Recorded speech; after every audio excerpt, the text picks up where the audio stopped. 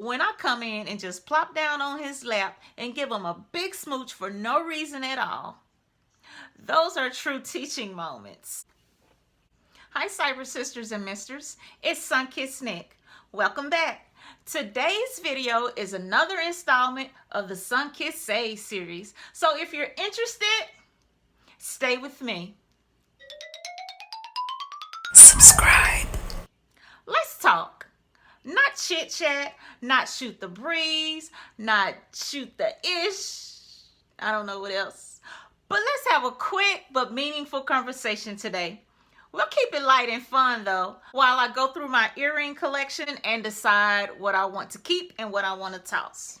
And I've got a lot of earrings. Today's topic is 4 things that kids should learn about marriage while watching their parents. Consider this: just as children learn their native language by hearing it spoken in their household, they also learn the language of love and relationships at home initially. The most important relationship in a family unit is the marital one.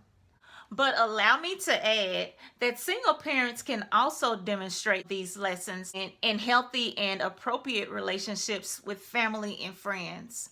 A healthy relationship is a training ground for children to learn to navigate in relationships. Now, we can tell them to do this or not do that, but truthfully, their visual nature will absorb and hold on to what they've seen far longer than those words that's being told to them. True? So let's jump right into number 1.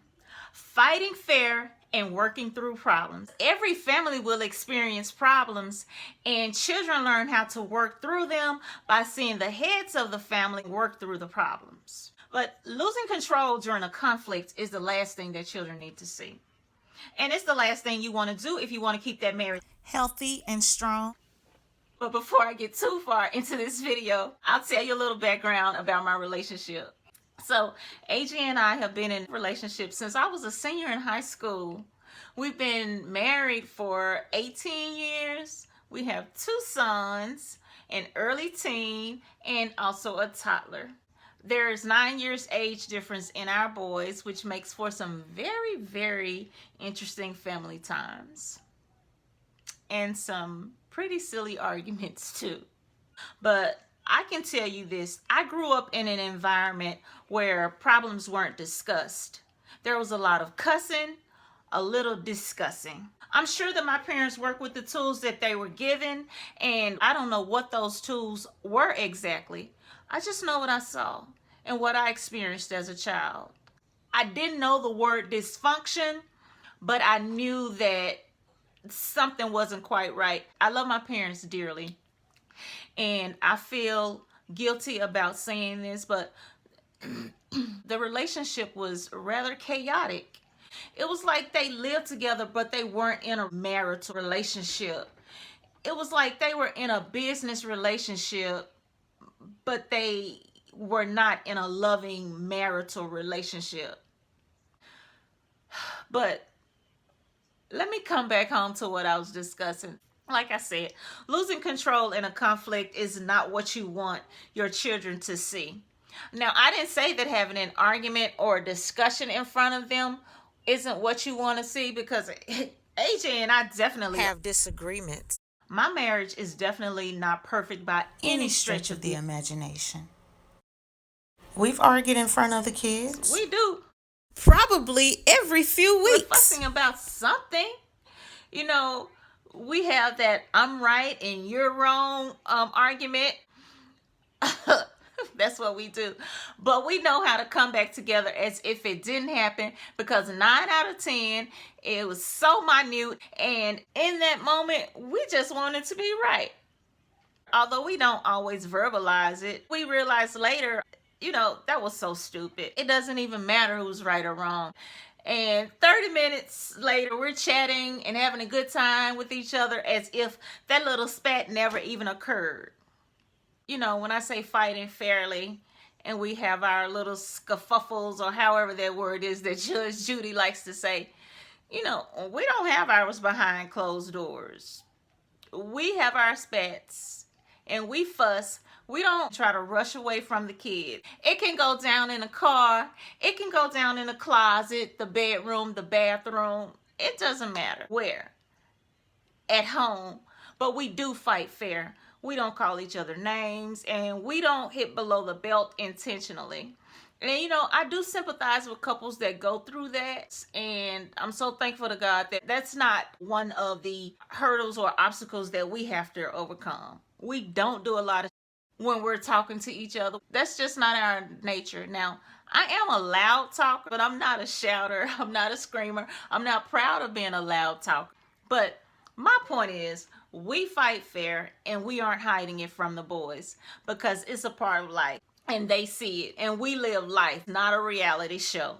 And they see these things, And honestly, we want them to see. it's good for them to know that we can have a disagreement and we can come back from it.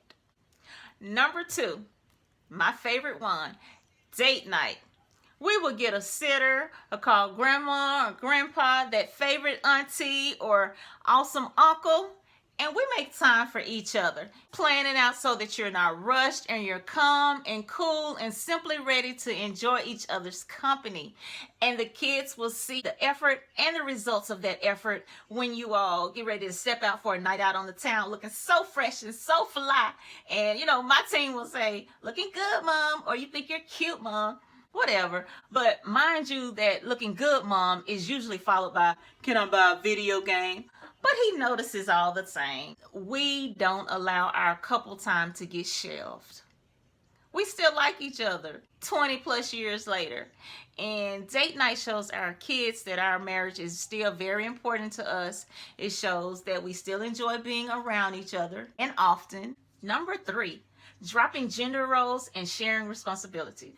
Now, regardless of who is the biggest breadwinner or the sole breadwinner in the home, children need to see parents cooperating and striving for joint duties at home, from cooking to yard work. Divvy it up, work together to get it done. Over here in mi casa, AJ and I did have to agree on some specific chores, but other chores just kind of fell to us naturally based on what we enjoy doing. So those chores, we do them without too much complaint. For instance, he does the yard work. He takes care of everything outside, from the yard to the roof to the fence, and without complaint. And I maintain the interior, every room in the house, the laundry and everything. The only thing that I don't do in the house typically Are the dishes. And AJ does that so that I can save my manicure. But I appreciate him so much for that, because again, it's about sharing the responsibilities and dropping those gender roles.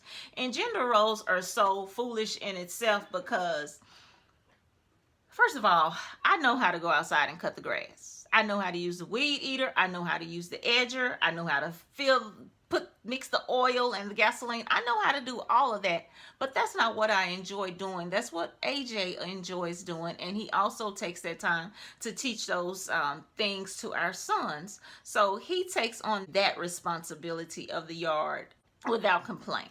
Aside from those few things that we delegate to our sons, things that we ask them to do, they may do it with a long face, but it's a team effort all the way around. And They see that. So now, moving on to number 4, showing affection. This is uber important. This should be number 1. It's that big of a deal. We feel that it's of the utmost importance to show the boys that we aren't just roommates. We show it through our words, through our embrace, a smooch as Amari likes to call it. We show it by giving praise and by offering small tokens of affection, especially the just because affection. I might rush over and hug AJ after he fixes a knob on the thingy, but when I come in and just plop down on his lap and give him a big smooch for no reason at all, those are true teaching moments. When we're in the moment, we don't think about it like that, but they're teaching moments to our boys.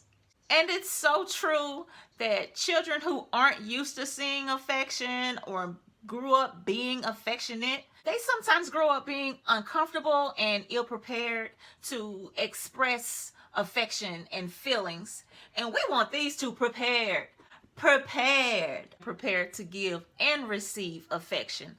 Prepared. So, as much as I feel that our sons are greatly influenced by their peers, we also are aware that they're learning about love and relationships by watching what we do and how we react to that choice to do it. Our choice. Our choice. You know, do we do things willingly or begrudgingly? Do we huff and puff? Do we do it out of sheer necessity? Or do we show them that we're doing things because we want to give the best to our family? With raising two sons, I definitely believe that the way that AJ treats me, the way that they see him treat me, will have a huge impact on the way that they treat their future wives, without a doubt. So we've gotten through the list. And listen, guys, I give advice to plant a seed. I'm not trying to tell anyone what to do. My advice is just to offer a non-committed option or another point of view. That's all, I promise. This is strictly commentary. I cannot police other people's lives. I'm keeping my head above water, thank God. So, to the guests and subscribers, what advice would you give on this topic? What's your top 4 lessons that you believe a child should learn from their parents? Leave a comment below. Let me know what's on your mind. And if you want to share a poppin' public post, a crazy question, or a spicy story that I can feature on Sunkissed Says, send me a DM on the gram at Sunkissed_Nick. I hope you enjoy the rest of your 24 while I get into a little of this and a little of that. Until next time, thanks for choosing this channel. Y'all, guess what? I got through this whole video and I realized something. I didn't try on not nary a one earring. So sorry, y'all. We'll have to do it in another video. What was I thinking? I messed up. I forgot to do it. Just plain and simple. I forgot to do it. Forgive me. Again, hopefully we'll get to it in another video. But for this video, it ain't happening. Bye. I can't believe I did that. But I did. Oh, click the link for another classy, sassy hair tutorial or a session of Sunkissed Says.